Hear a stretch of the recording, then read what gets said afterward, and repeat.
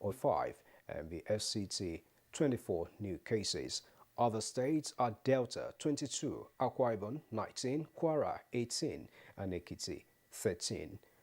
Both Bayelsa and Cross River State recorded 9 new cases each. Ogun has 6, Kano 3, and Gombe 2.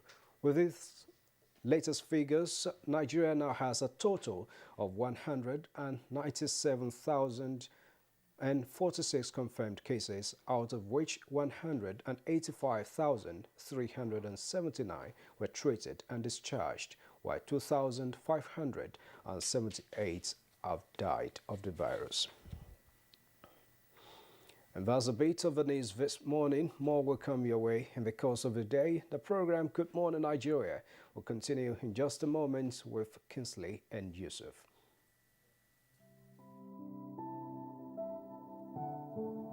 This present government has done a lot on the train modernization.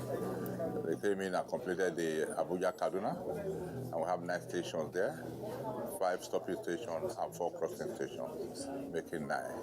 And when we started in 2016, we started with 2 trips, then we later moved on to 8 trips. And we are talking about moving to 14 trips a day. And we have been able to send 10 DMUs, 10 coaches, and 2 locomotives new. We have 12 stations on the Takwere line. It's about 312 kilometer length of track, and it's over 35 years old.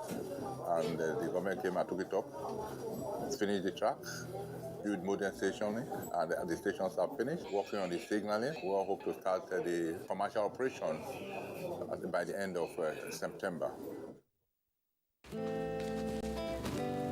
Babe? Hey!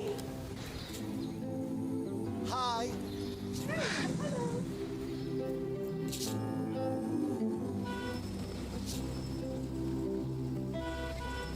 It's hard to live when you are all alone. Hi. So, my card isn't working. Hello? All I hear with the Good morning, I'm really sorry I'm late. only echoes. Where are you guys going? Hello? Can anybody hear me? Can you see me? I don't want to. Get an Airtel Home Broadband and enjoy life as it should be. Thank you so much. Bye. I don't want to be alone. Airtel, the smartphone network.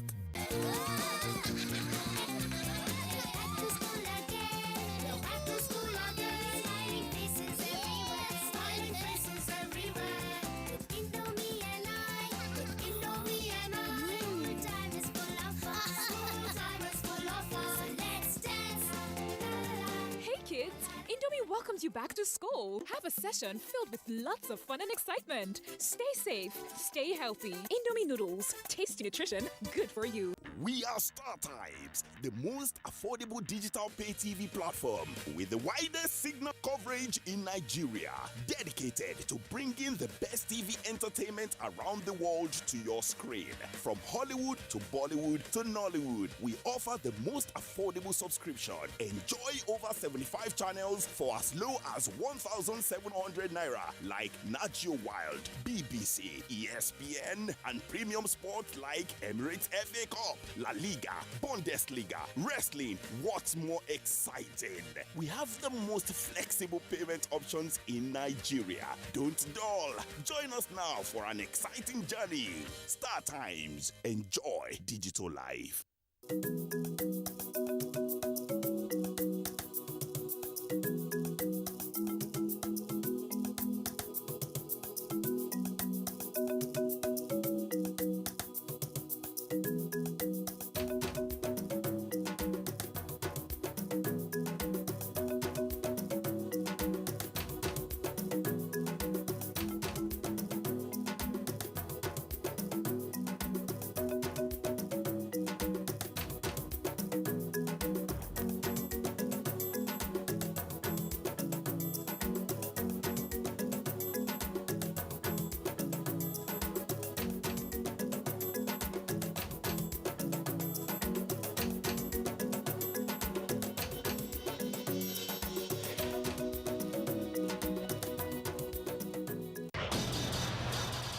Sitting on the wrong end of the table, Arsenal welcome fellow stragglers Norwich City to the Emirates. Will the Gunners finally get their first Premier League point or goal? This Saturday, it's Arsenal versus Norwich City on the Premier League Live, showing on the network service of the NTA from 2:30 p.m. The Premier League Live is brought to you by Baba Ijebu and powered by Integral.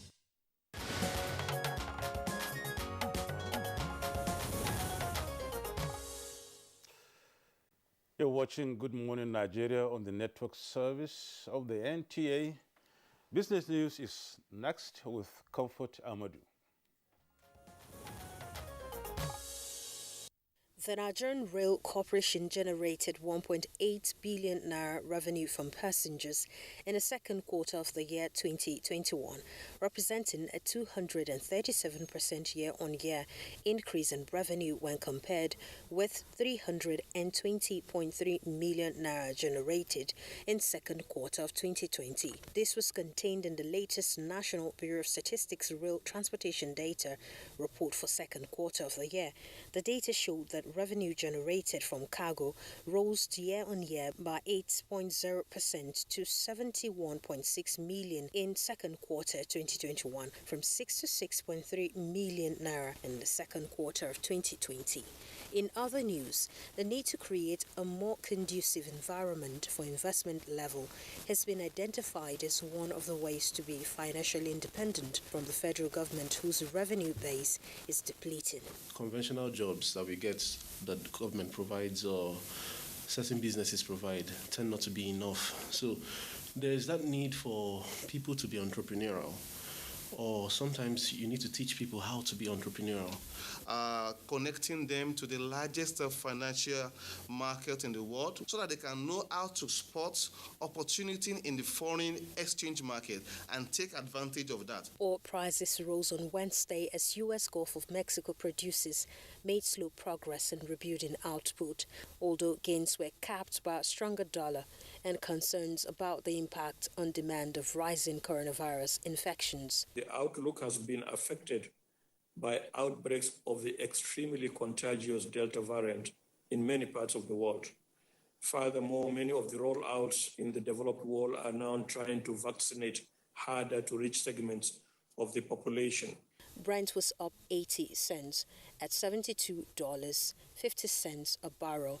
In U.S. West Texas Intermediate crude rose 94 cents to $69.29 a barrel. With Business News, Comfort Amadou. Thank you very much, Comfort Amadou, for the business package. Coming up next for us, it's time to take a look at some of the national dailies.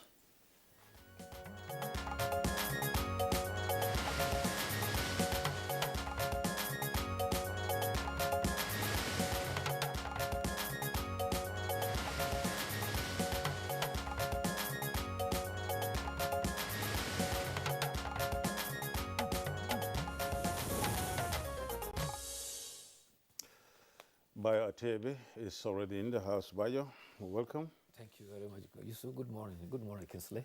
Good morning, Nigeria. Good to see you.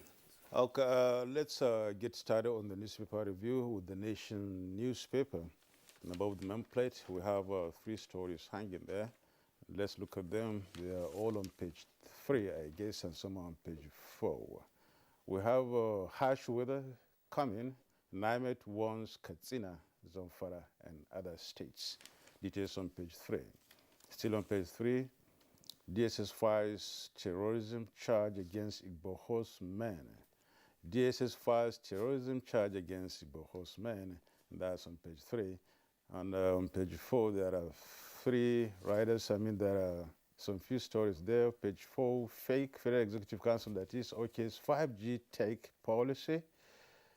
And on page 2, NDLEA seizes 5.3 billion naira ISIS-linked drug. And on page 6, ECOWAS suspends Guinea. Right under the masthead, we have some few stories, and these include PDP crisis, Secondus snaps Marx panel, page 6.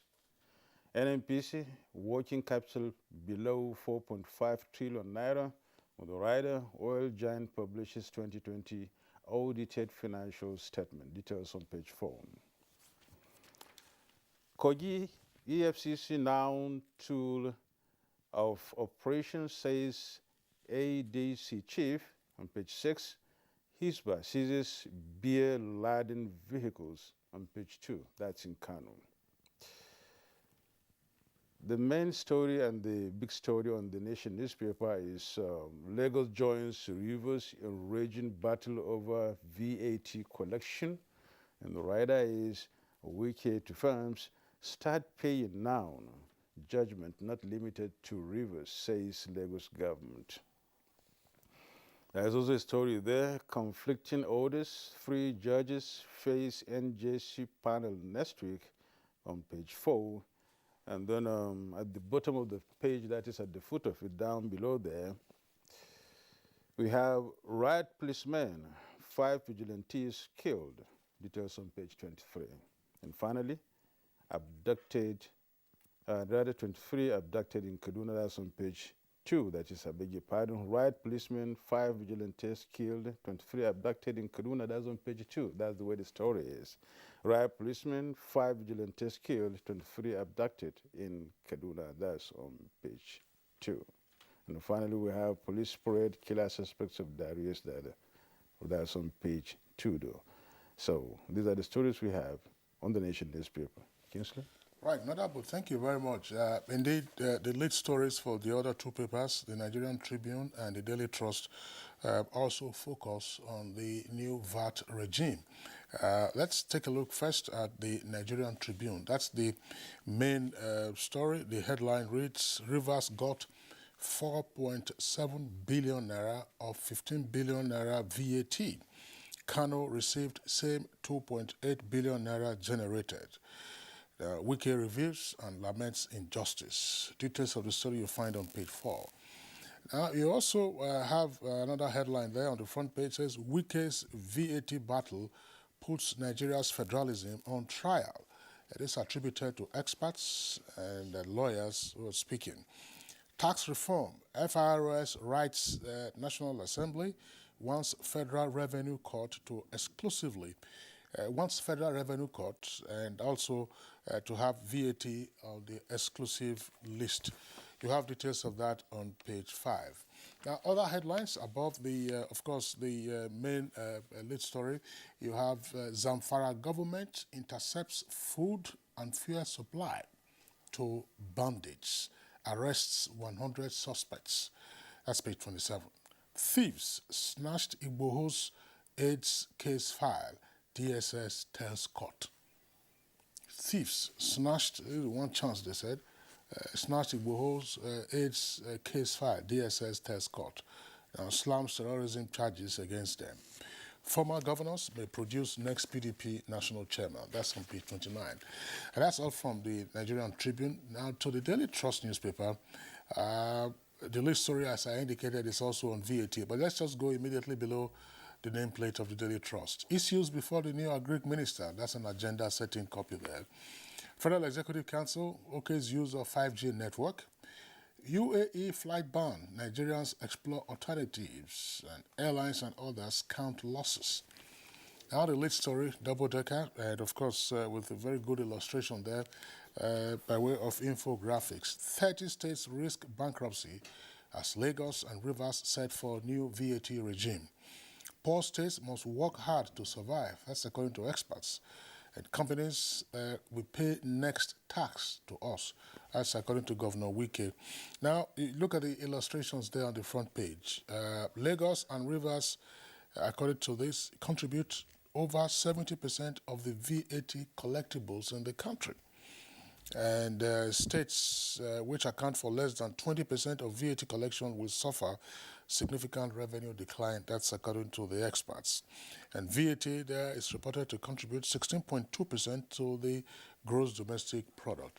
And you also have an illustration there indicating the sharing formula from the VAT pool. 15% goes to the federal government, 35% to local governments and states, 50%. And then net of 4% costs of collection goes to FIRS. And that 20% of the pool is shared on the basis of derivation. So in the other data, of course, you would find there some of the states with poor IGR of less than 10%. This is generally IGR, of which VAT could very well be a part. Gunmen burn policemen inside patrol van in Delta. It's a horrible one. And police arrest 8 over kidnap and murder of ex-governor Dariye's father. Keep off during Buhari's visit. Imo wants IPOB. That's right. Yes, indeed, Kingsley, is a horrible one. These policemen were said to be on patrol at a checkpoint at Obeti Oligo Road in Delta State. Hoodlums were said to have ambushed them, shot them, and then set the van ablaze. And the atrocity is so serious that they were all burnt beyond recognition. In a similar development, there has been a shooting incident at a police station in Kano. An inspector is reported to have shot a sergeant at Warawa division in Kano. The sergeant was rushed to a Wudil General Hospital where he was pronounced dead. The Commissioner of Police, Samuel Adiko, has directed that the inspector be subjected to mental fitness because the inspector said that he is reported to have said that he didn't know when he shot his counterpart. Apparently, the other one was making a jest of him, and he said he didn't know when he shot him. The government and people of Imo State are doing everything to give President Muhammadu Buhari a visiting reception as he visits Imo today. They are set to say, Onyi Shala, no. The Commissioner for Information, Stan Delkan Emelumba, says that we have made every security arrangement and assures Imo people are enthusiastic over the visit. The President is expected to commission 4 projects by the Hope Uzodinma administration, including an ultra-modern executive chambers. Members of the outlawed IPOB has been warned to stay off during the visit. They also are said to have declared a stay-at-home Thursday. The police command in Imo says that maximum security has been provided for the visit. And at the sub-regional level, the ECOWAS community of West African states have suspended Guinea's membership of the regional body over the coup that ousted President Alpha Conde. During an extraordinary virtual summit yesterday, the regional leaders demanded a return to constitutional order and immediate release of President Conde. A high-level mission of ECOWAS is to be sent to Guinea on Thursday. And these 2 reports dominated the stories that we have reviewed. One is about bandits and the other is about VAT. Let's start with the one about bandits. The Nigerian security forces in Zamfara have intensified their offensive on bandits. Daily Trust reports that the criminals are now fleeing into neighboring states. Massive offensive on the camps and bandits has led to their dispersal for safety to other states. You remember yesterday, Kingsley, you mentioned this, that there's a danger when there is heat being placed on them. If care is not taken, they will be found to have dispersed, and that is exactly what is happening. Sure. And in the process of their dispersal, some of them have boggled villages, shot at some people, and also tried to steal foodstuff. Some of them robbed vehicles, seizing their fuel to refill their motorcycles. Some are reported to have abducted some persons along Sokoto-Gusau Road. In Sokoto State, the Commissioner for Security, who is a retired colonel, he says steps have been taken to cut them off through all the local governments bordering Zamfara, Kebbi, and Katsina states, as well as in fact, the Niger Republic. He also has suggested that there should be a combination of action, and this action should be taken in Zamfara, Katsina, Kebbi, and Kaduna, and Niger State simultaneously to crush these criminals. Meanwhile, on the issue of VAT, the Daily Trust report that 30 states of the Federation risk being bankrupt if Rivers and Lagos State continue to prepare their new VAT law acts and then take over the VAT collection for their area. VAT contributes about 16.2% to the 2019 gross domestic product. Lagos and Rivers alone contribute 70% of the VAT collected nationwide. Following the judgment of a federal high court in Port Harcourt on August 11, it was said that the VAT collection for states are not for the federal government. VAT is a consumption tax, and the court ruled that it is meant for the point of collection. The subsistence sharing formula for now is 50% for 36 states of the Federation and the FCT, while 35% goes to the 774 local governments of Nigeria. 15% is the allocation the federal government gets. Following the August 11 ruling, the Port Harcourt, by the Port Harcourt High Court, Rivers and Lagos State are now, Port Harcourt, Rivers has already enacted a VAT law, and Lagos is in the final stages of passing that same law. Though the ruling has been appealed, the Federal Inland Revenue assessed that it has its own law that enables it to collect VAT. While the tax generated is on exclusive list, value-added tax is neither on the exclusive or on the concurrent list. Daily Trust reports that many states in Nigeria may not be able to meet their financial commitment if the new development takes effect. VAT was introduced in 1993 by decree, and at that time it replaced the sales tax of 1986, which was also established by decree, but at that point in time it was collected by states and the Federal Capital Territory. Currently, as at first quarter 2021, VAT collected amounted to 496.39 billion. Second quarter, it stood at 512.25 billion. Already, yesterday, Governor Nyesom Wike, at a meeting with companies and business owners, said be ready to pay VAT for September to Rivers State Internal Revenue Services. It so seems as if the battle had just begun between the FIRs and then the states. While the High Court is saying the states should take over the collection of VAT, FIR is saying that the VAT is not supposed to be a state affair, rather. It doesn't belong to the subnationals, giving even two segments of it. You know, the output VAT and then the input VAT. FIRS has appealed that judgment, but meanwhile, the good thing about this is that in democracy, the rule of law is what should subsist. So if they go to court and sort these things out, we will now have our democracy properly directed. Yeah. Well, in the meantime, we don't know what has happened. Rivers State has passed its own VAT law and is going ahead to enforce that law. Lagos State is also preparing its own VAT law. The rates are not the same. In Rivers, it's 7.5%. Lagos is proposing 6% of VAT. But I think the point to note, we know that this is going to be a touchy issue for a while to come.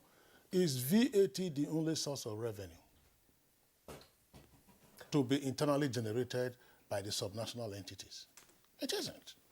No, it's only one aspect of the revenue. Precisely. But it seems as if it seems to take the chunk of the revenue. It appears to take, but there are other sources of revenue that state governments can creatively explore. We're not saying tax the people to death. You can increase and improve on your efficiency in rates and tax collection in your jurisdiction. And it's also sounds as if it's a challenge to states that do not generate much VAT, because with this, at the end of the day, something is going to happen that will affect these states, poor states in court, to do something about their internally generated revenue, because it's a federation. I think you've got to just move up and then scale up with other states. Well, it's democracy in action. But meanwhile, the Federal Inland Revenue Service had already proposed through a letter to the National Assembly, to the Constitution Review Committee, asking for the VAT to be included on the exclusive legislative list. Yes, that's and right. They are also asking for a revenue court to be established, so that when you... Bayo, thanks. You know, the federal asking for a special revenue court, when you look at our legal history, particularly the history of the courts, you have seen how the jurisdiction of the Federal High Court has shifted over the years. You know, the Federal High Court deals with revenue issues, plus other matters that have been added onto it. This, of course, will require constitutional amendment. The constitutional amendment is not the responsibility of the National Assembly alone. You would require the concurrence of 2/3 of states. 24 states. 24 states of the Federation. Two quick stories. I mean, they say thieves snatched the case file in possession of the DSS. Thieves. So I mean, the question to ask would just be, fine, the particular official probably was taking the file using public transport. Otherwise, if it was in his or her personal or official vehicle, the snatching probably might not have occurred. So why would a sensitive file, whether for Igboho's case or any other case, for that matter, be conveyed, you know, in public transport or hopping from one bus or one chance to another? Suppose it were some other sensitive document. But this is also sensitive too because it's a serious case. Yeah, well, I don't know. The other one. I don't know what to say. The other issue is the gunmen burning policemen inside patrol van in Delta. This is a horrific incident, and I think that the security and intelligence services should not. I don't know how they operate. This is not a matter for the police alone. This is an assault on the security services. So, as the police are deploying their resources to fish out these persons, all other security and defense agencies should join in the search for the hoodlums, you know, who carried out this horrific incident. So that once you have all your assets and all your personnel out there, there will be no hiding place for them. And when you get them, bring them to justice speedily. In fact, it's okay. I think it just their colleagues who have been so brutally killed, that duty to fish them out speedily. It's just unfortunate that such is really happening, but all the same, I think we just have to do more about security in this country. Bayo, thank you so much for coming on Good Morning Nigeria this morning. You're watching Good Morning Nigeria. We'll now take a break. The program continues in a moment. Stay with us.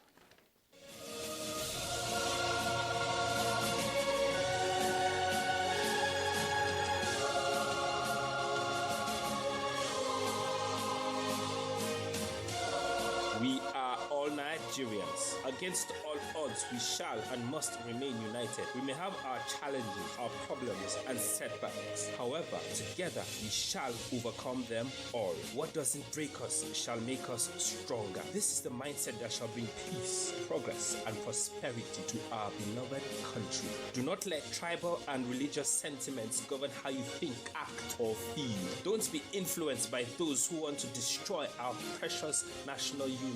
Everybody who is a Nigerian is your brother and your sister. This is the mindset of the new Nigeria. It is also the mindset that we must all adopt. Let us support each other in creating the Nigeria of our dreams. This message is from the Nigerian Television Authority, NTA.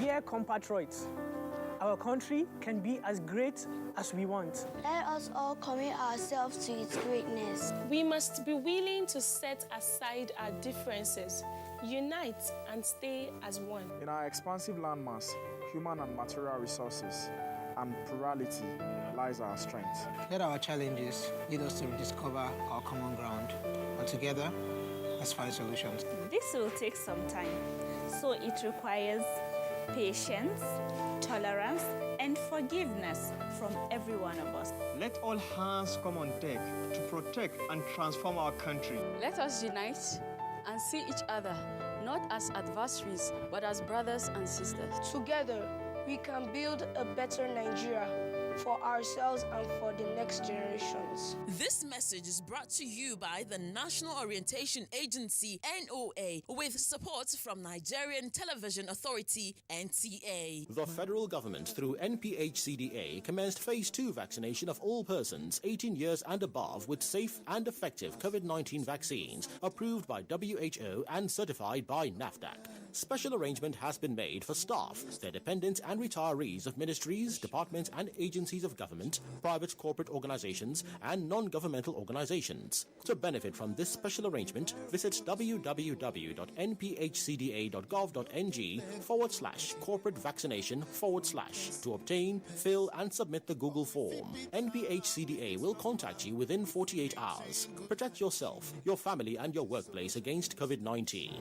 COVID-19 vaccines are free, safe and effective. For further inquiries, call 0700-220-1122 or send a mail to covid19.vaccination@nphcda.gov.ng. This message is from the National Primary Healthcare Development Agency. Sitting on the wrong end of the table, Arsenal welcome fellow stragglers Norwich City to the Emirates. Will the Gunners finally get their first Premier League points or goal? This Saturday, it's Arsenal versus Norwich City on the Premier League Live, showing on the network service of the NTA from 2:30 p.m. The Premier League Live is brought to you by Baba Ijebu and powered by Integral.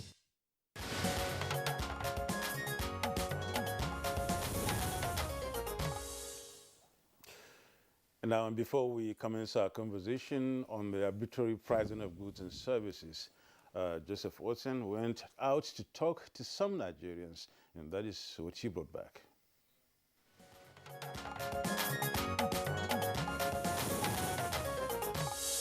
For instance, I bought a chocolate 3-in-1. In the company pack, they write 15 naira.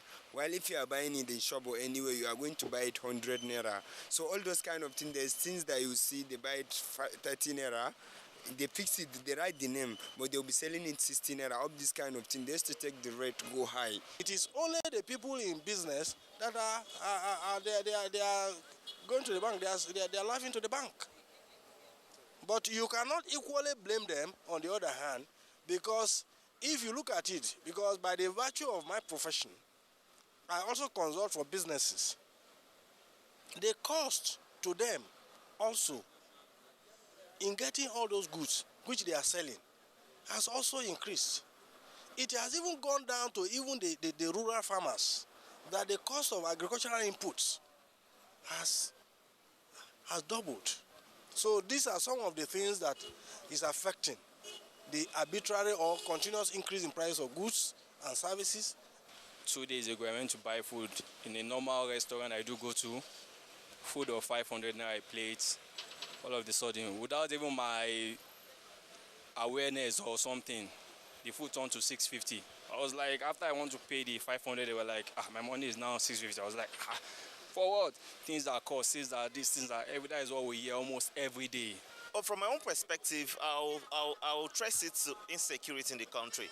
You know, this is a system. When one aspect or a sector is affected, it cut across to affect every other thing in the country. Just there are some countries that depend solely on agriculture. We call that, okay, let me just say agrarian economy. Agriculture has been threatened by insurgency, banditry, Boko Haram, kidnapping, and thereabouts. Farmers are now afraid to go to farm because if they go, they will be kidnapped or they will be killed. So, in one way or the other, those that are opportune to go to farm, definitely when demand of something is more than supply, it affects the price.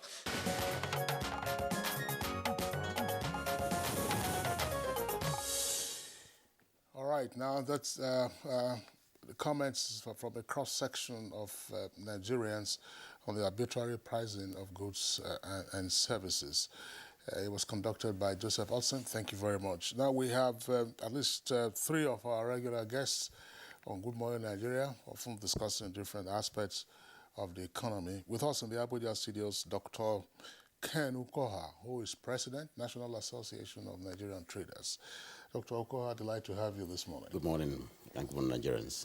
Okay. Also here with us in the studios, Dr. Emeka Ukengo, is a development economist and also a farmer. Pleasure to have you. Privileged to be here. Good morning, Nigerians. Okay. Also joining us too is Kabir Ibrahim, President of All Farmers Association. You're welcome, Kabir. Thank you very much. Thank you. And joining us from Kaduna also is Deli Shuaibu Fansi, Secretary General, Kaduna State Traders Union. Thank you for joining us on Good Morning Nigeria. Good morning, Nigeria. Thank you very much. It seems as if there are some, agreement this morning on colors of shades and graces. Absolutely. If we were to give a quiz to our viewers, the quiz would be, what do you make of the colors of the presenters and our guests this morning? Our guests this morning. We have this, it's a good ratio. Yeah, so maybe we'll give them some time to think about it. Just look at the presenters and then look at our guests and what do you see? Yes. What do you find? So thanks a lot for pointing that out. But gentlemen, we do know that, our chief concern this morning has to do with the arbitrary fixing of prices of goods. And of course, we've talked about, from listening to the participants in the Vox Pop. We're talking about price of food and all that. And of course, architect Kabir Ibrahim is here. He's an architect. But earlier, my colleague and I were also talking about the arbitrary fixing of the cost of professional services. Ordinarily, you're supposed to have a scale of fees. But people just fix prices anyhow and any way they like. If you go to the housing sector, it's virtually the same thing. The rent is take it or leave it. I mean, in other jurisdictions where people are talking about mortgages, well, in law, it is still a mortgage, but mortgages of up to 30 years, you can't find that here. You are lucky if you get a mortgage of 36 months. That's to say, they will outline it. The down payment will be 75%. The down payment, you must complete it, sometimes within 3 months, or you forfeit it.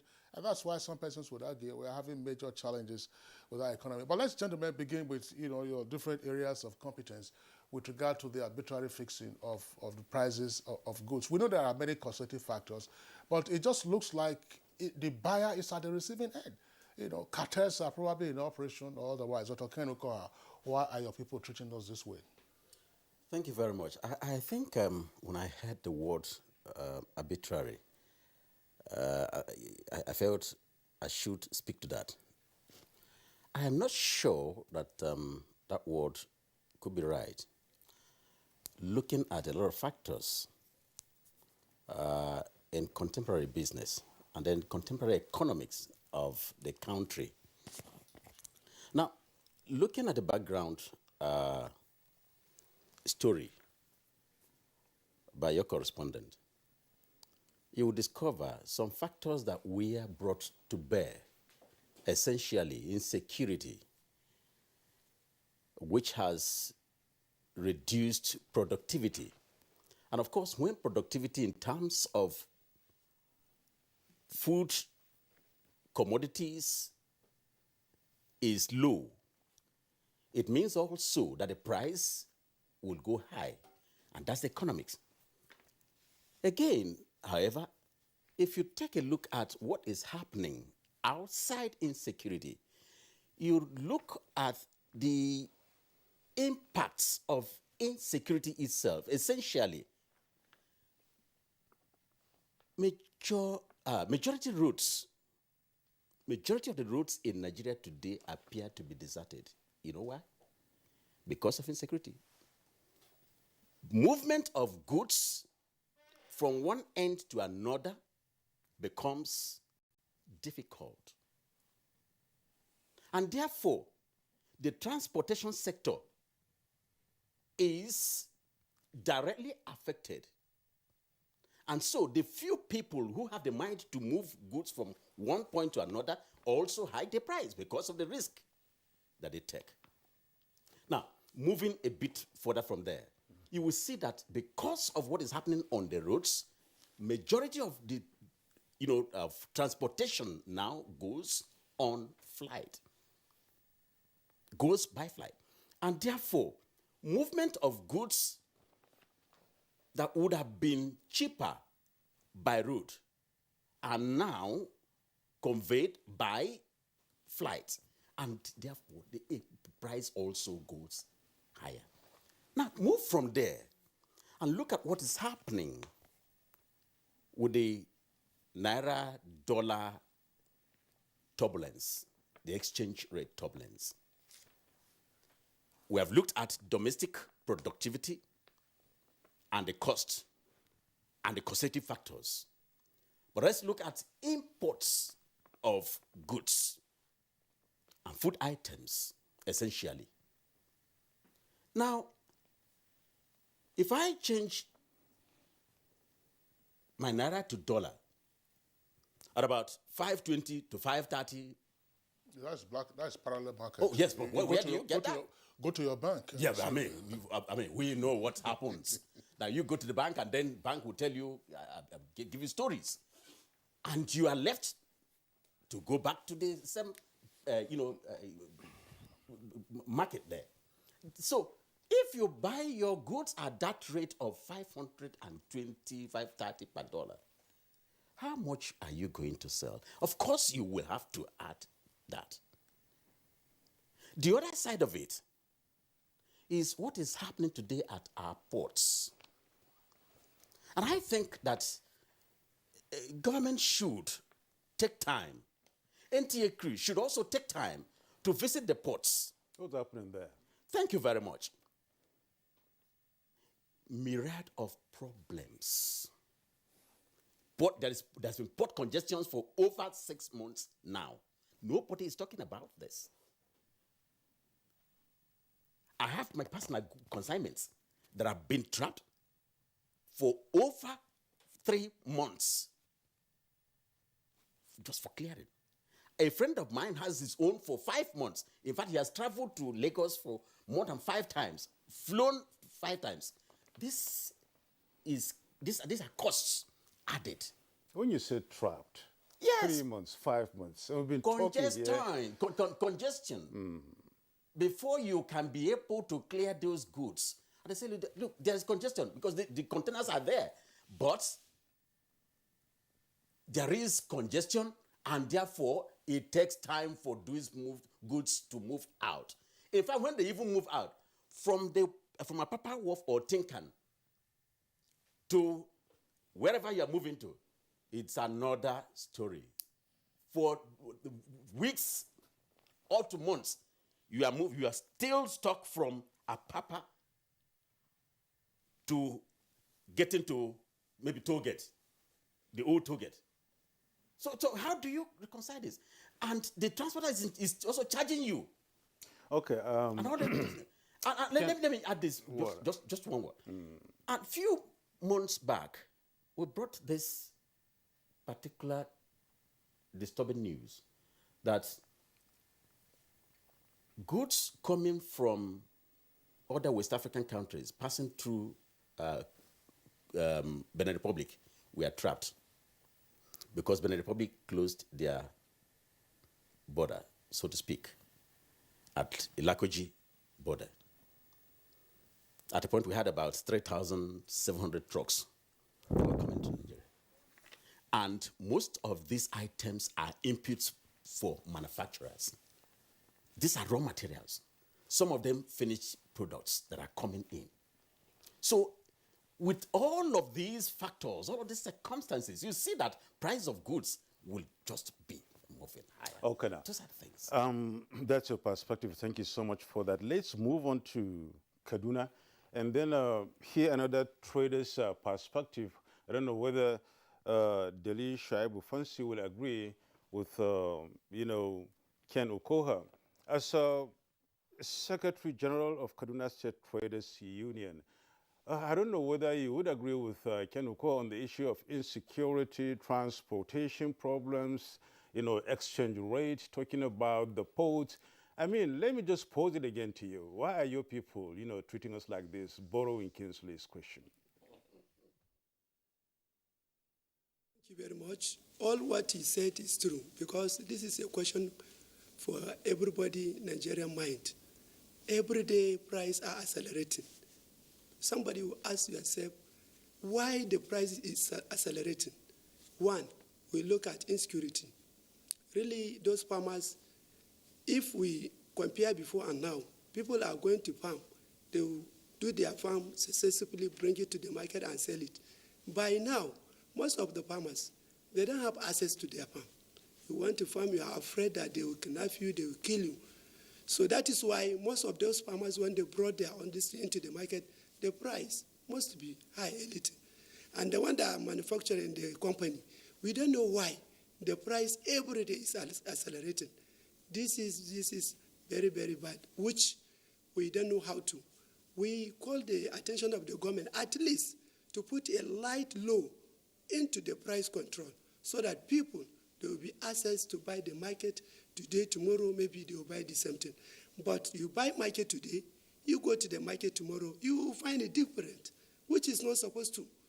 Look at the one that is essential, the one that is need or want. It's all the same thing. Need is something that you can buy and eat every day. That one is very, very, very into people's mind now. You even common tomatoes, even common spaghetti you are buying. You buy spaghetti today, you buy it at the rate of 280 per one sachet. Tomorrow you go to the market, They will tell you it's 300 100 naira. From where? When you ask the people that they are selling inside the shop, they will tell you that that is how they buy. They buy it cost. They must sell it at the same line. So we don't know how all this thing is happening. So the government have to come in and look at how, even though if it will put a light law so that they will make a price control, this one will help the masses. This is one of the contribution I want to see by now. Okay, thank you very much, Dale Shwaibu Fancy, for your opening comments. We'll return to you. Now, back to the studios here. Let's bring in architect Kabir Ibrahim, President, All Farmers Association of Nigeria. Well, of course, you know, we have had you on Good Morning Nigeria in the past say that when prices are good, farmers are happy. But in this case, we can say everybody's virtually unhappy because the prices, Kanuko says, don't use the word arbitrary, but the evidence suggests that we are having arbitrary fixing of prices. What's happening? I would like to align myself with what the previous speaker said. That is true. We have a mixed economy in this country, so you cannot have price control. Whatever you produce, whatever you sell has to find its own level. But there is what is called scrupulous trading. You will now truthfully know your costs, and then you will fairly put a profit margin. There are many, many alignments in the UN. You align to the achievement of the Sustainable Development Goals, and your business should be transparent. You don't have to go to school, because as a farmer, if I produce A, I'm not going to eat A all year round. I will have to buy B, C, D, E. And when my starting point is A, that I have control over, I will sell it such that I will buy A, B, C, D, and still go to produce A. When I go to the market and the prices of these items are high because of all the factors that were alluded to, the tendency is that I will not sell A at a giveaway. I will sell it such that I will be able to buy B, C, D, E, and then also go to produce that. So this is cyclic, and it is a very vicious cycle. We are caught between the devil and the deep blue sea, and we have to take cognizance of that.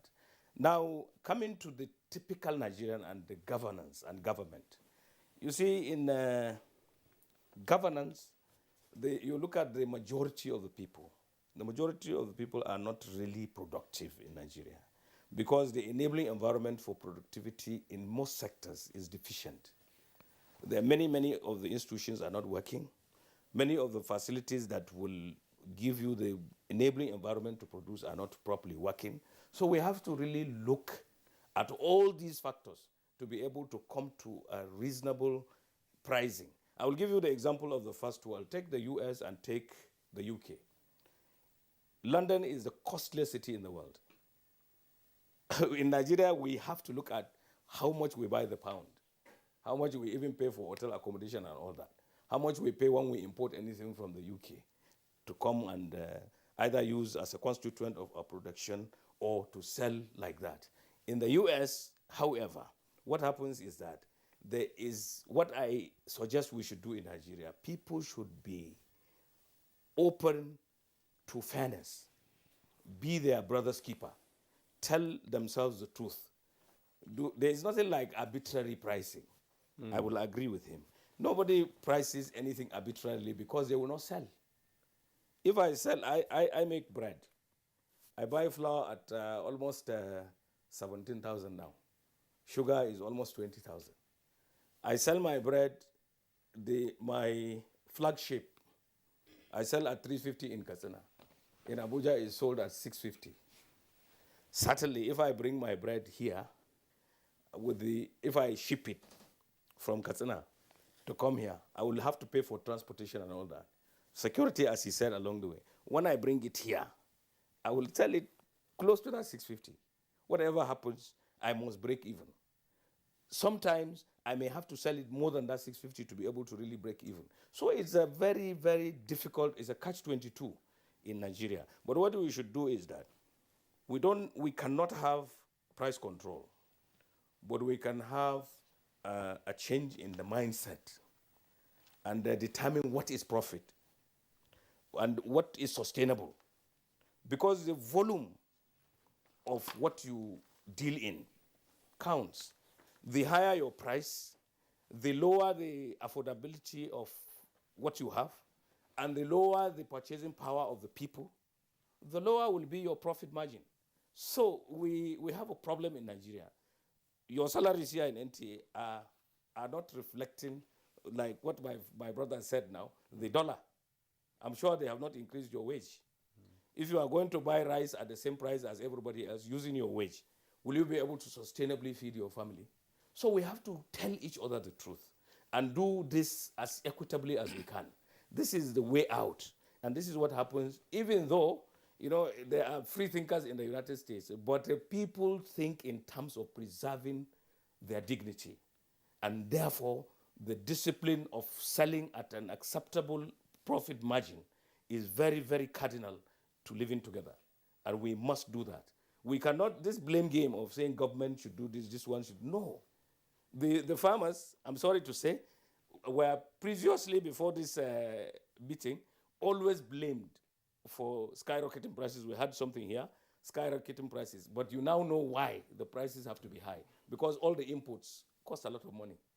And then the productivity will be completely degraded once you have to buy these things at exorbitant price. Well, you have to buy them at exorbitant prices because of the devaluation of our currency and the availability of production.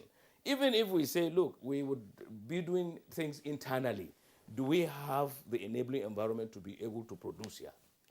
Since we don't, our power is not working optimally, and many other things are not working optimally, we must work to make those things work for Nigeria to work.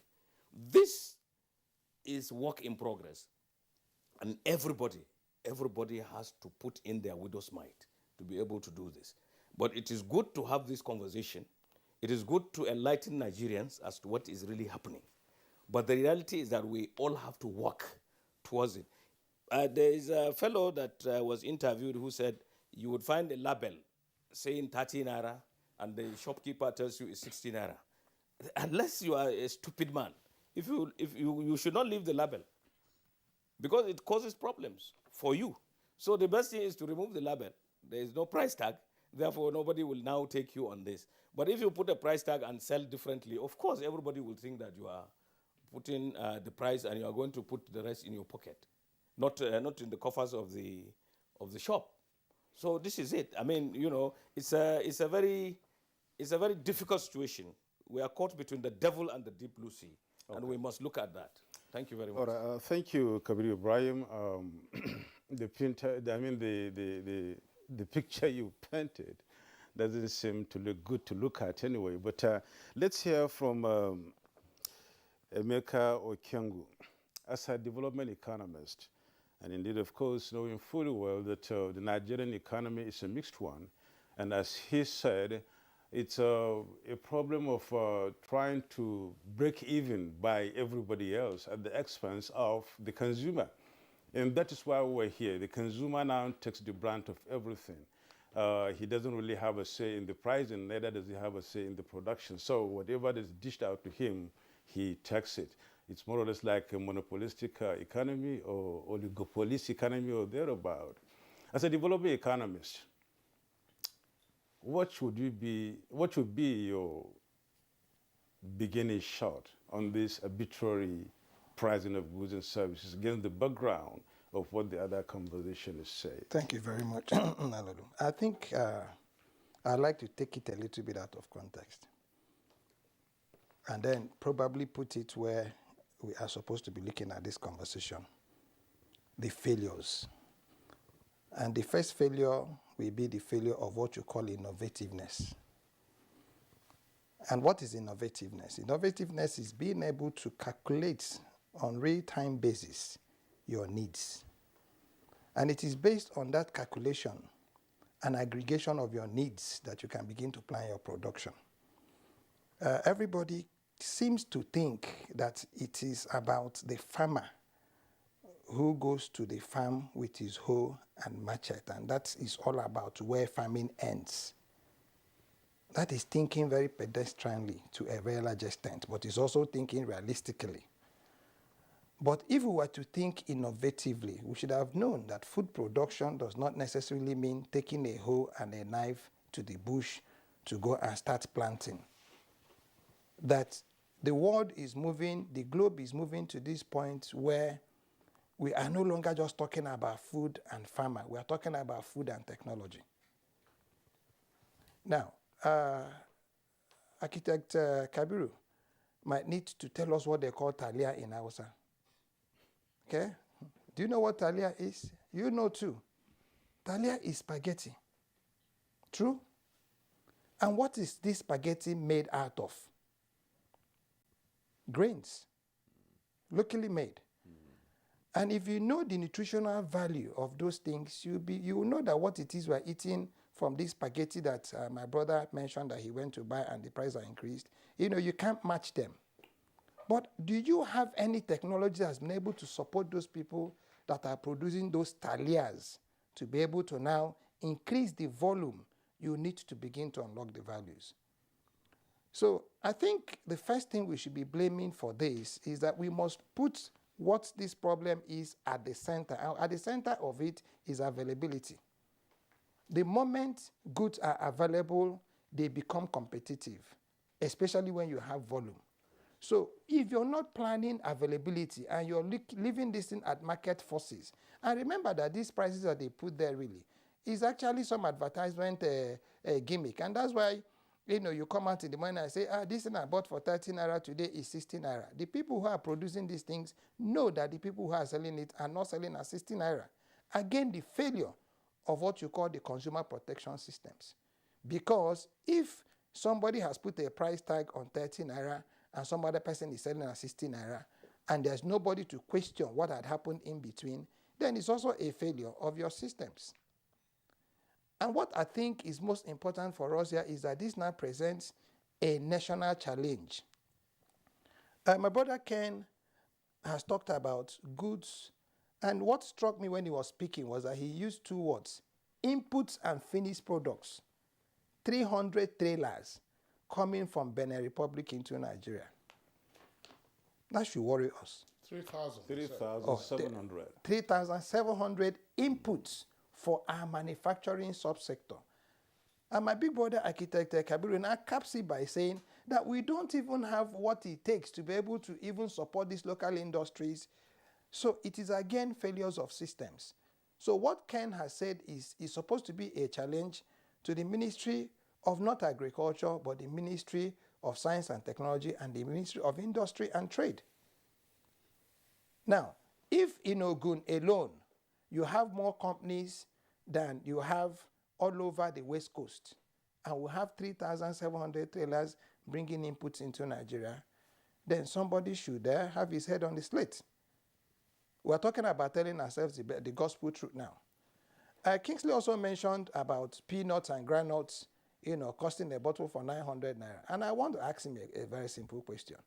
When was the last time he drove past any cashew plantation and he had anybody tending to those trees or pruning them, if he had even ever seen one? I've seen many. Okay, I'll shock you, sir. The bottles we are pricing actually came from Ghana. Most probably. Because you have a Ministry of Environment who is also not truly and thoroughly in charge of our agroforestry. So who do you hold for the failure of our agroforestries to be able to now produce these inputs? Who do you hold? How many? And I'm daring to say this.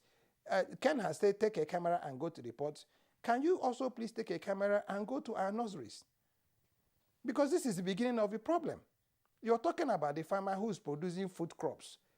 But you're mentioning cash crops now because cashew is not a food crop, it's a cash crop. Now, can we also now take cameras and go to these nurseries to even see where these challenges are coming from? How many of our agroforestries are left? We keep talking about insecurity. Yes, it's a major problem. I agree it's a major problem.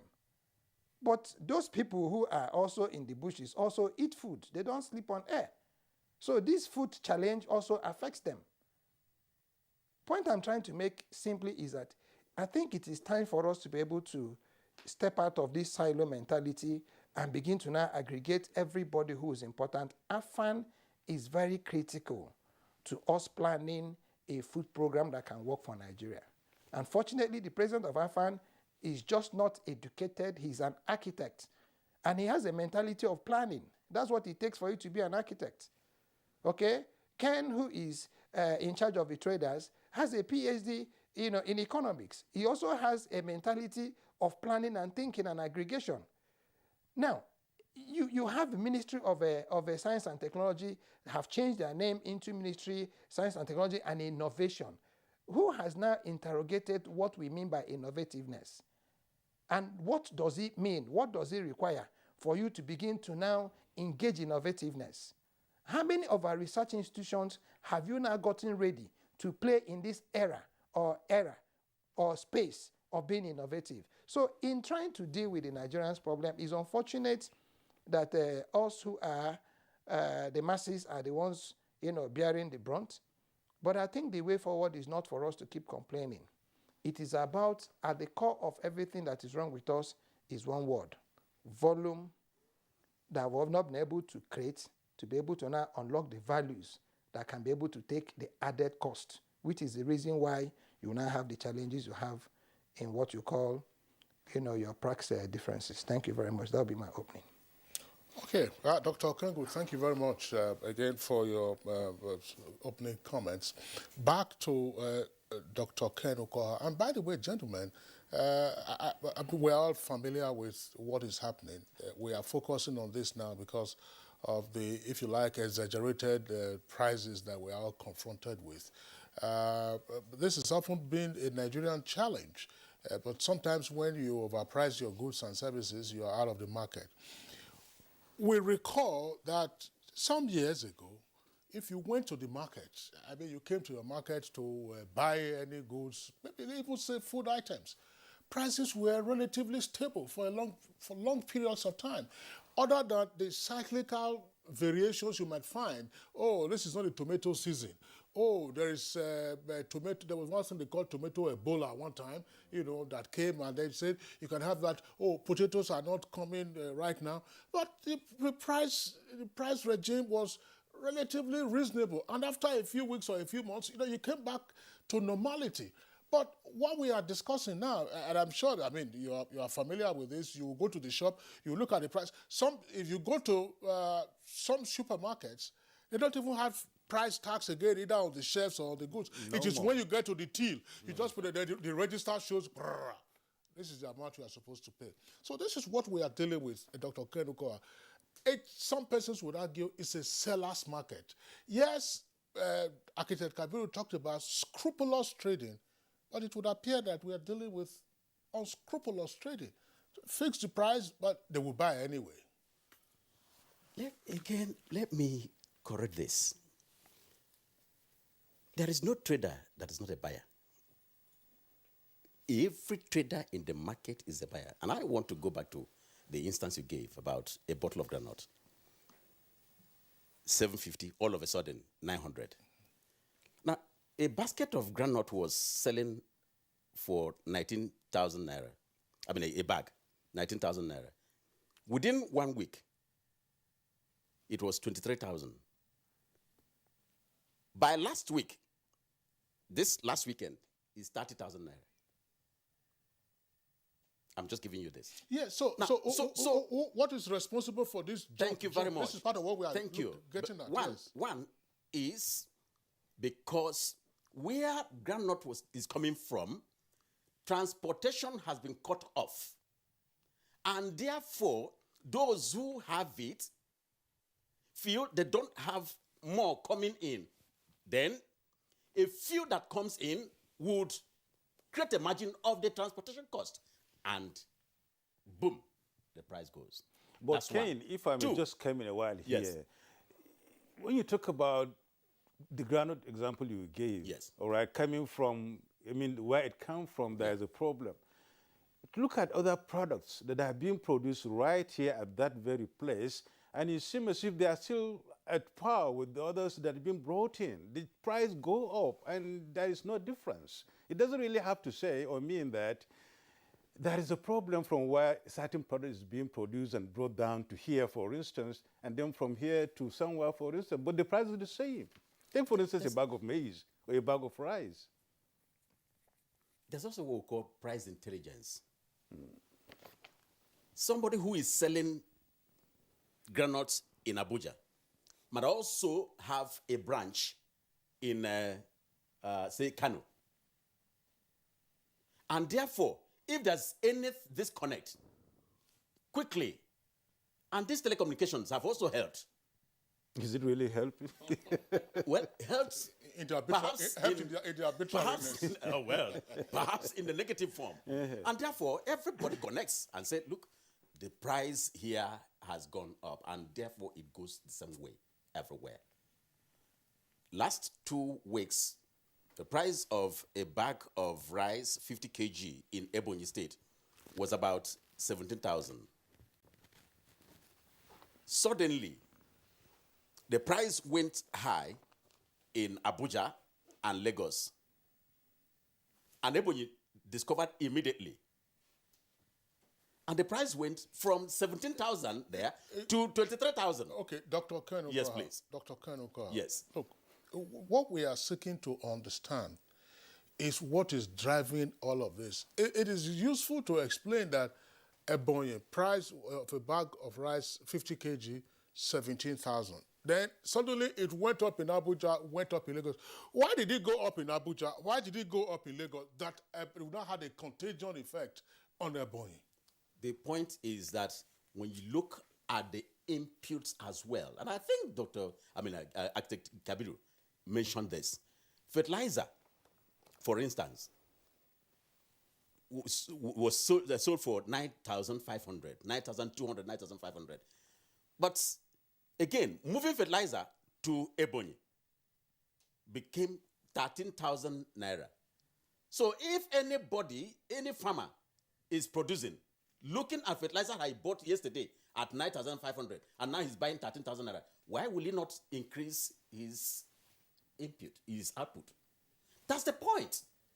You also look at the issue of the dollar-naira parity. They use dollar to plant rice. Instability. No. I'm looking at yes. other commodities that are perhaps imported. There are food items that are imported. That's true. There's not all of them that we produce here. We don't have the capacity to produce all that we need. And therefore, the ones that we import are also subject to dollar-naira struggles that you cannot comprehend what is going on. Today, it is 500 naira per dollar. Tomorrow, we wake up, it is 520. And therefore, that's the... Let me also shock you with one other thing that is happening. If you look at what is happening in the southeast, it's also an additional factor in what is happening today. Now, sit at home, unknown gunmen, all of this, and then you look at Southeast as a region where a lot of productivity comes up. In fact, about 37% of the SMEs in the productive sector are located at that end.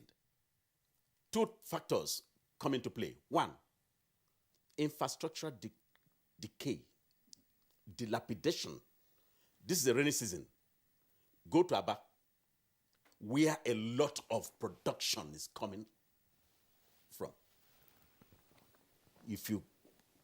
Sometimes for 1 week, the rains are flowing, nobody opens shop, nobody produces. Therefore, those who are selling are cut off from supplies.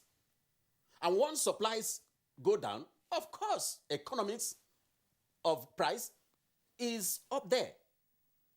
The second is that many people are no longer comfortable with moving to the southeast to buy goods Because on Monday, every Monday, sit at home. And sometimes along the roads, there are pockets of infractions, insecurity. And people are also getting withdrawn. And as long as they are withdrawn, there is scarcity also in terms of goods produced. And therefore, price will also be going. There are a lot of these factors. Okay, you know what, Dr. Ken, yes, thank you very much. But there's, Nadabo, there's a point that I would like Dali Shuaibu Fancy in our Kaduna studios to also respond to in terms of the role of traders. Now, we do know that traders have associations. Depending on what your merchandise is, you have your various unions in the market. And there is a very strong allegation that these associations or unions operate like cartels. In other words, yes, Architect Ibrahim talked about scrupulous trading, getting your cost, and then be sure that you can break even and then have a margin. But it appears that these unions, fix their prices. If they tell you today that a basket of tomatoes is, I'm just giving an arbitrary price. I don't know how much it is. Let's say 10,000 naira. That nobody in that market will sell it less than 10,000. And the reason is that there will be sanctions against any trader who sells below that price, even if, I'm not saying that undersell or undercut your fellow traders, but these arbitrariness, they just come, they fix it, and then everybody says, look, take it or leave. You go around the market looking for a markdown you won't find. Why do your people do this? Why?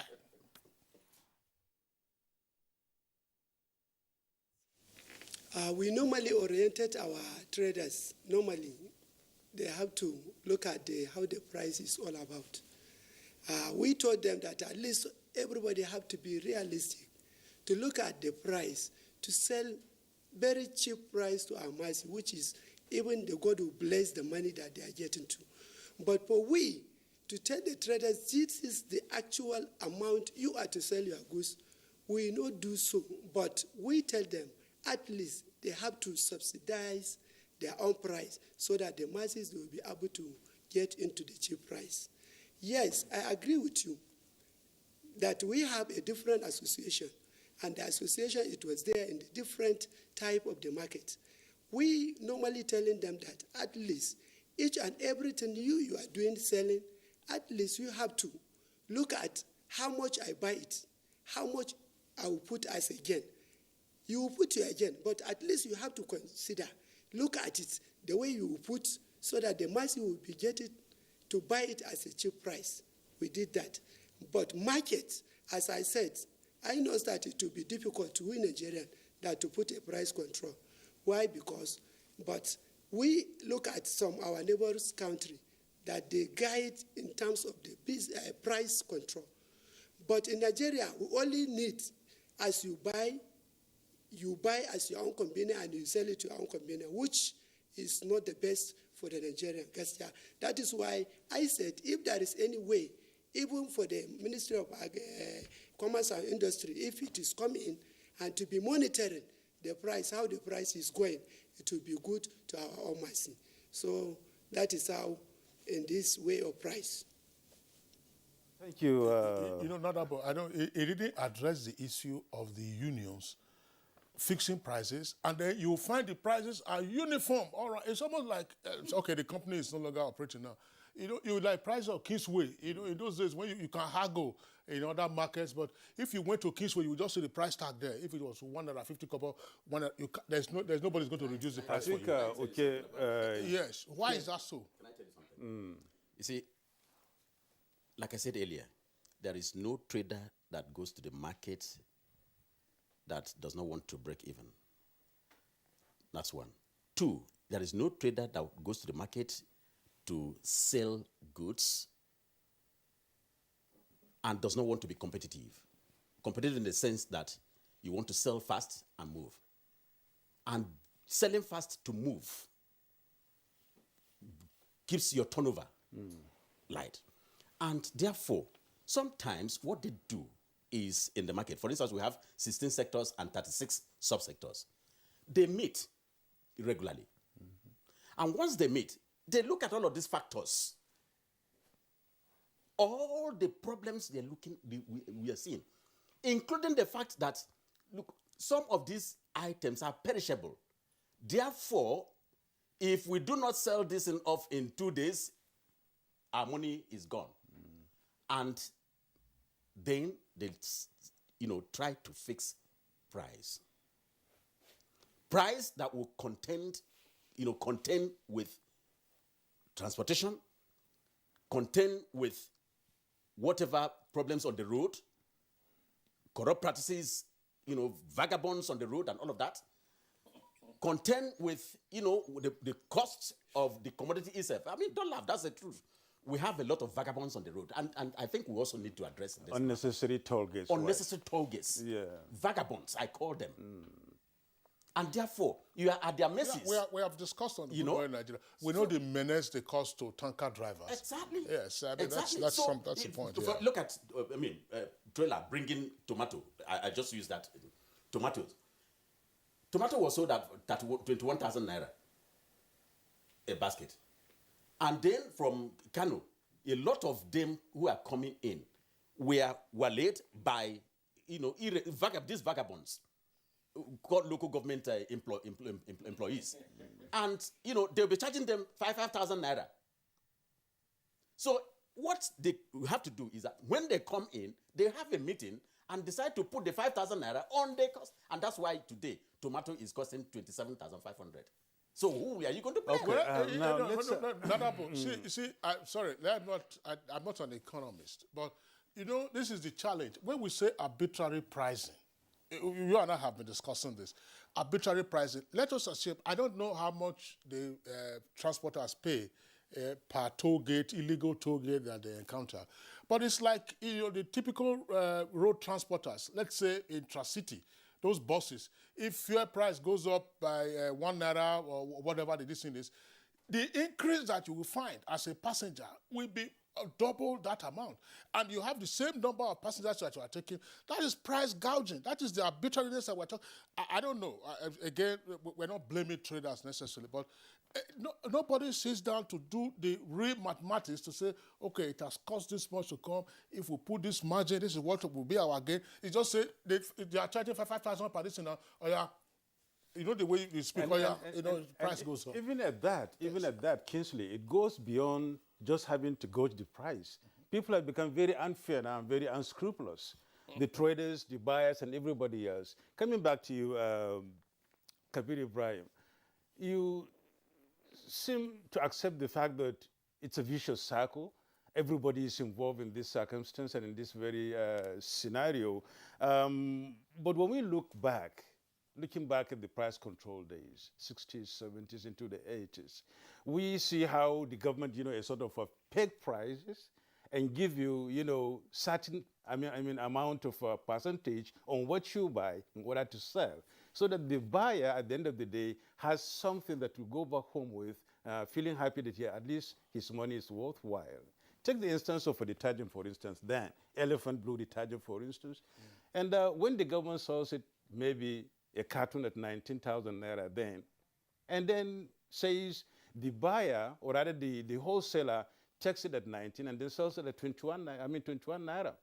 Then the retailer now sells it at maybe 25 naira, having 4 naira at the top of it. Now this is where the whole thing lies, and people were happy then, okay? But here we are today. It's arbitrariness. You seem to be averse, especially you, Kabir Ibrahim, about price control, while Ali Shaibu in Kaduna is saying it should be the way out. I don't know what Ken would say about that, and of course Okengo will say. But we'll talk about this after the break, so that we'll now see how the government can come into it and then give the consumer a soft landing in this situation. You're watching Good Morning Nigeria. We'll take a break now. We'll be back in a moment. Stay with us. 1.5 years or so since the advent of the COVID-19 pandemic, we've seen massive changes in the way we do things at NPHCDA.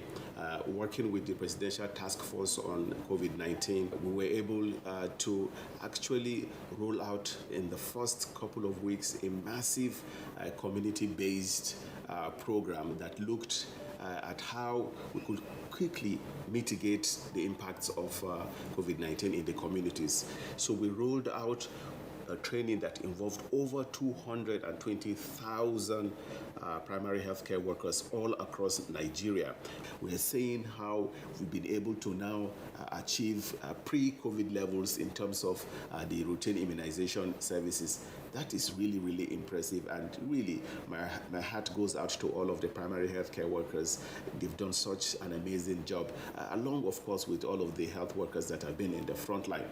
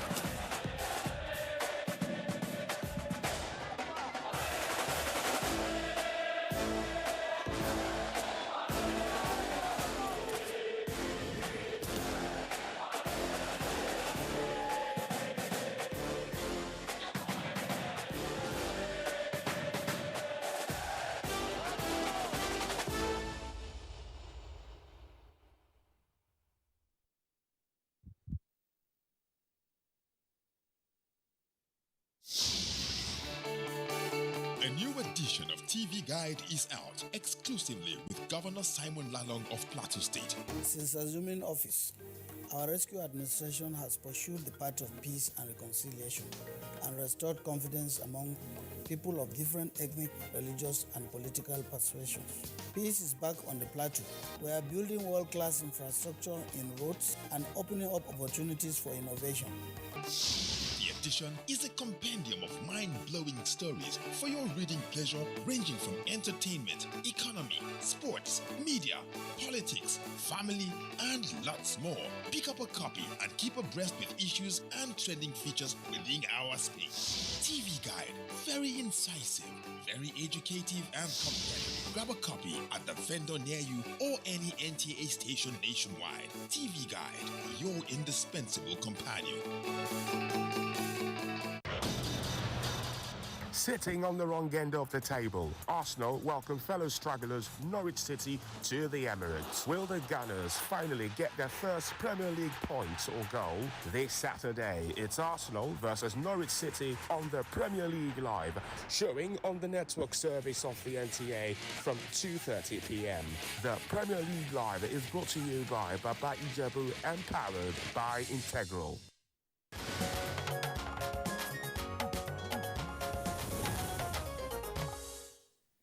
Welcome back. It's Good Morning Nigeria. We're discussing arbitrary pricing of goods and services. And before we went on break, we posed, a question that needs to be addressed and interrogated, really. Let's get started with Kabir Ibrahim on this very issue and then hear your perspective on that. You seem to be so much averse about price control. And it's, to the ordinary man, that's the way to go. What would you say? Well, first, one sentence, price control is not sustainable. You said it, detergent and all those, even rice was sold during Shagari at 35 naira. Is this sustainable? It's not sustainable. So don't even bother. Now, there are many, many factors that affect pricing. But I mentioned one word, and you have to go back to it. One, you have to determine a fair price for everything. You must be scrupulous. You must be transparent. You must be your brother's keeper. Because you too, you buy other services and goods. So it's something that whatever goes around comes around.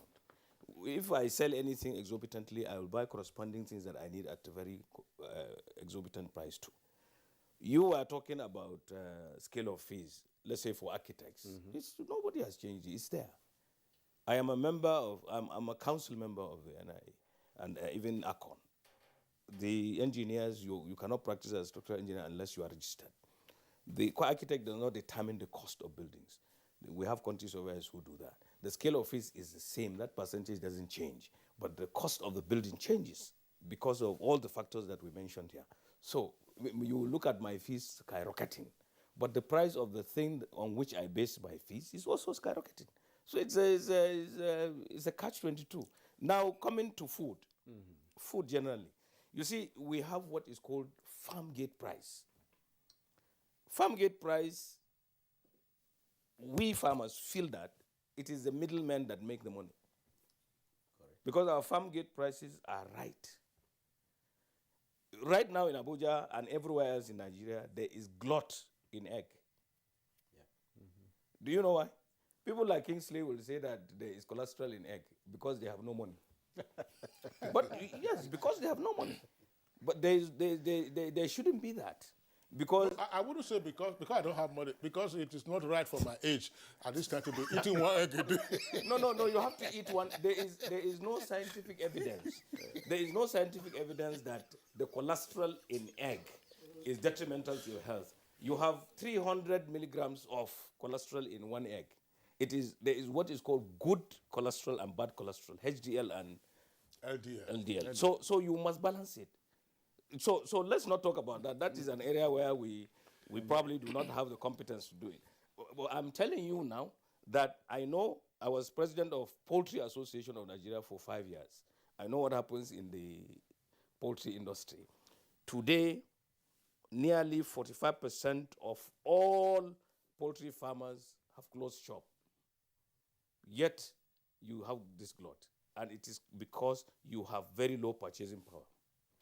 Certainly, yes, during the rainy season, there is serious competition because our guinea fowls and all that in the bush lay eggs. And there is egg from there that will come to the, add to the housing, to the ones that are domesticated and all that. But I'm not cutting you short. Even with the glut, the egg price still remains high. Yeah, but the cost of production, how much is the feed for layer now is minimum 6,400 for the 25 kg bag. And because all the things that go in to produce it, the energy component, which is maize, how much is maize now? How much is lysine? How much is methionine? How much is groundnut cake? How much are all these things? Oh, but they all compound the price. This is why I said about 45% of producers have closed shop. Yet you have glut. The glut is coming because of purchasing power of the typical Nigerian. This is a fact. I have 17 companies. In this country, I have barometers that tell you whether things are working or not. Okay. I will tell you something, why I even got into agriculture. At the advent of politics, I was consulting. I've been consulting for nearly 34 years in architecture. At the advent of politics, it was very difficult for me to get patronage because I was not a card-carrying member of the party in power. So I looked at the horizon. I looked at what business had a fast asset conversion rate so that I would get into it and pay school fees for my children and all that. I settled on poultry because if I raise chicken for meat, in about 6 weeks, I will smile to the bank. If I raise chicken for egg, between 18 and 22 weeks, I would go to the bank. So I settled on that. I bought the farm, started this in 2000. By 2001, I was able to pay all the fees for my children and all that. I was doing it. And because I was there, people in my community all went into poultry. So there was a preponderance of poultry in my place to the extent that we all went under.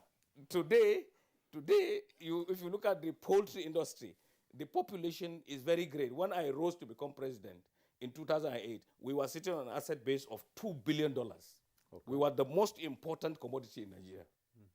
Today, we are in trouble because we share the energy component with you. The maize, nobody knows the amount of maize that the poultry people take. So there is a serious competition between that consumed by human beings and that consumed by animals. And productivity, as my friend doctor said, the productivity is still hoe and cutlass. It shouldn't be, we should mechanize. There should be automation. And it says also that, there is no one looking at the metrics, that's to say the numbers, to say, as you're talking about now, to say, look, that's what Okengo mentioned earlier. Okay, how much maize will be consumed by humans? How much maize will be consumed by animals? Who is working out the math and therefore boost production? Now, I'm very happy you posed this question. AFAN has just signed an MOA with Afredeco. Afredeco is a consulting company that works with NIMSI. And the World Bank has given Nigeria $433 million and is in the CBN to help NIMSI to capture or to know the population of Nigeria, name, register people, identify them. 150 million will be captured and farmers will be among those people. And we will get it free of charge. We will now be captured on that data platform with all the competencies we do, the parameters involved there, the coordinates of our farms for those doing agronomy, and we will have a data. We will now know the people involved in maize production, for instance. We know the productivity, general productivity here. We know the seed types that will optimize this. We know the technology that will do this. We know we have been talking about mechanization. You know, we are going to get from Brazil since 2017 up to today. We don't have it. Dr. Congo has been talking about science and tech. I have said the incubation centers should be used to rehabilitate those tractors that are lying in all our farms broken and all that, put them together and make them work.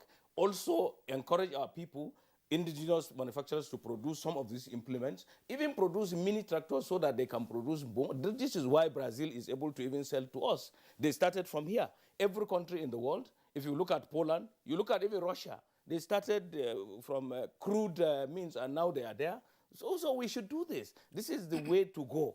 This country will not be where we want it to be if we don't all work towards making it happen. The blame, you see, when I say that I don't want, in fact, in a mixed economy, you cannot have price control, but you have many cross-cutting issues. You can see the consumer protection. The consumer protection is indirectly talking about price control because people have to justify why they are selling this to you and is it worth what you are doing. It is there indirectly. But for us to come out and say this should be there is anathema to free trade. And we will not be able to play in the global space if we do that. And with after now, Africa is a very, very big market. And if we do, we act very well, we will be able to play a very, very important role there. We will be the giant of Africa in name. If we don't participate fully and sustainably. Kabir, we will not have the time to come back to you, but finally, maybe in 60 seconds, talk to us about the fairness you earlier mentioned at the beginning of this discussion.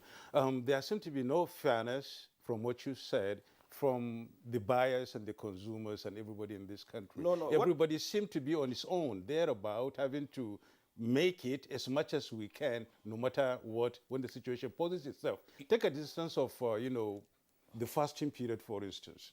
When prices are supposed to be at least go down, they go up. And when they go up, they hardly come down again. The next fasting comes and meets it. So the fairness is not there. Talk to us briefly about that. This is where I mentioned unscrupulous people and being a brother's keeper. Now, this takes time. It needs reorientation. It needs talking to the people, getting them to understand this. Look, this action you are taking. In fact, there was a person that I had to engage when, fuel was very difficult. I live in Katsina. The Bumburutu people used to sell petrol at a very exorbitant price. And then I told one man, I was buying from him because I didn't want my cars to get bad. And his mother was across the road trying to take a commercial vehicle to one village. And she was going to, of course, pay a lot of money. And here he was making good money from us, selling at a very terrible price. And I told him now, okay, you are taking all this money from me, but have you asked your mother what she is going to pay for that transport? If you sell this at a very reasonable price, probably that transport more cost will be low. So we have to do that. If we don't do that, we will not get anywhere. And the people who are manning all these institutions, as he said, are Nigerians. You must put them there on merit. Okay, Architect Kabir Ibrahim, thank you very much. Dr. Emeka Okengo, the economic system that we operate now is market economics, and that has triumphed since the collapse of the commandist economies of the Soviet Union in the late 1980s. That's the triumph of market economics. But still, in the champions of market economics, we still find price stabilization mechanisms. Price stabilizations, I mean, strategic reserves, for instance, oftentimes come to help when you're having price gouging of this nature. To say, okay, pour in. That way, the whole idea of supply and demand, or demand and supply, you can have some equilibrium. I mean, for certain kinds of commodities. Are we so into market economics without realizing or seeking to also activate some of the safety valves for the protection of the consumer and ultimately for the economy? We are so much into not protecting our producers, and we are so much into our producers trying so much to be able to now pay off their bank debts that everybody's eye is on the money. Architect Kabir is a baker. He imports sugar. He has a facility in Katsina State. He imports flour. People are forgetting that 20, 30 years ago, Savannah Sugar in Nigeria was exporting sugar. And the countries that Kabir is importing from has been supplying sugar, never stopped production for one day in the past 20, 30 years because of this storage that you talked about, Kingsley. Now, we have silos. We had 400,000 metric tons and increased it to 1.2 million metric tons. We don't have anything up to 10% of installed capacities in any of the silos as stand to be corrected. And what we did was to now privatize them to people who had no idea, had no farms, didn't involve AFAN, didn't have AFAN members.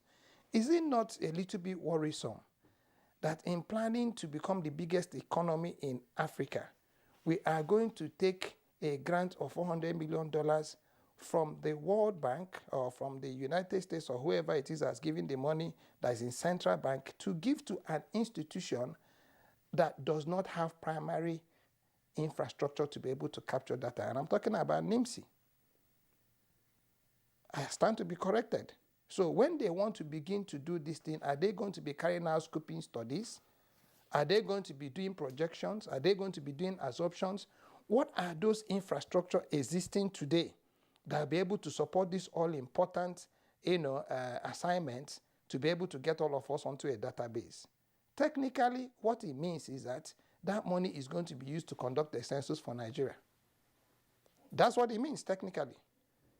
Okay? So part of the problem, we were talking about price. And talking about, if you go into a market, everybody is selling at the same thing. I'll tell you a simple story. Last week, a trailer was burnt in Nsukka, carrying motorcycle spare parts. And the truth that came out was that about 30 or 40 young people had brought their money together to go and buy those spare parts that were burnt, had no insurance. Ditto for this tomato you're talking about. They don't even have any financial support. These people put their monies together, and in aggregating whatever it is that they profit, they also now have what we call commercial prosperity. So they put these monies together, hire this vehicle, everybody puts his money, they send one or two of them to go to this market. So everybody now has a predetermined, cost that you must be able to recover vis-a-vis transport and vis-a-vis the cost of sales.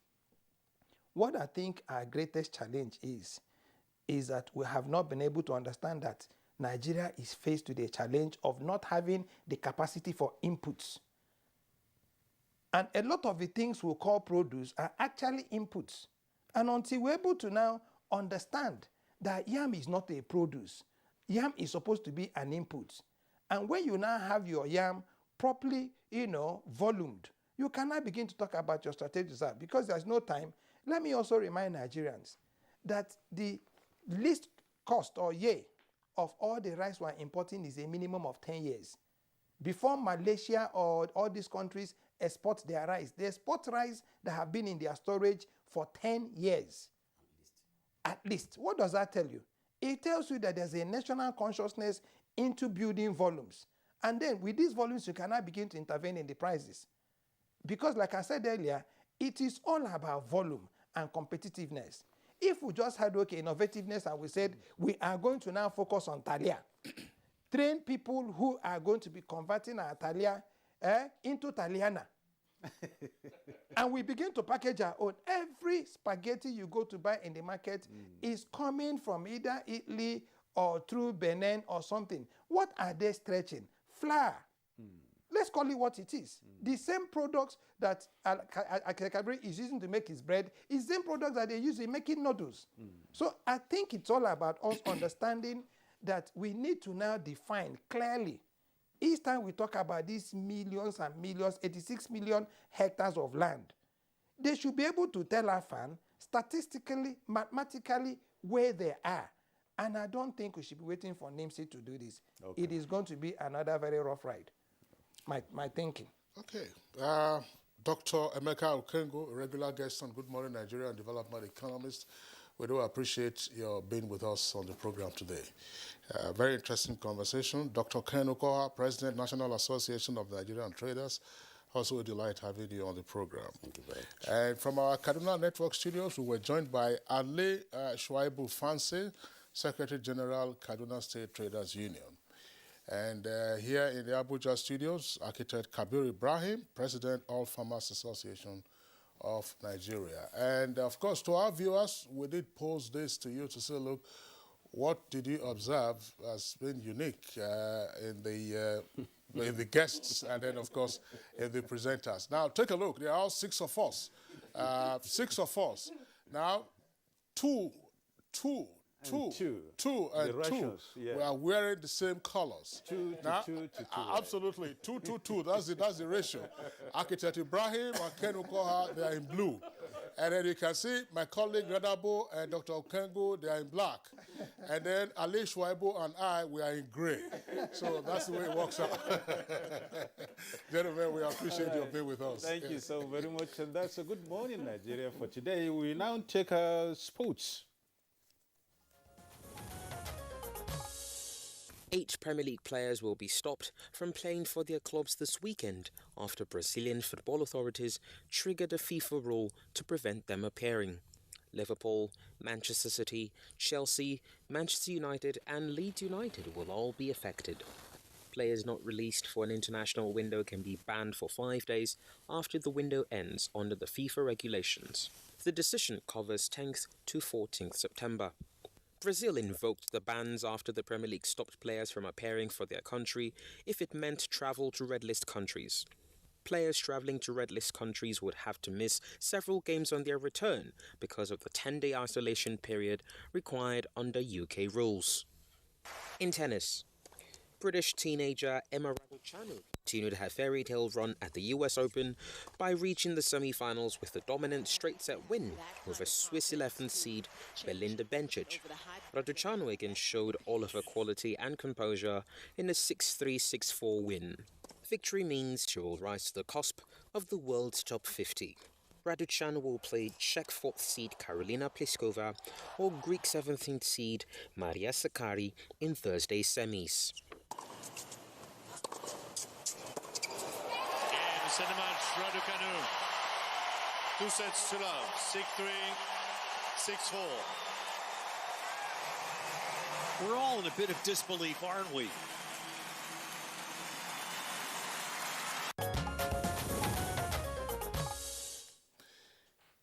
All right, so that's it for us today on Good Morning Nigeria. We do appreciate your being with us. We're back tomorrow, same time, 7 in the morning. Until then, do look after yourselves. I'm Kingsley Osadolo. And I'm Yusuf Narabusman. Do have a great day.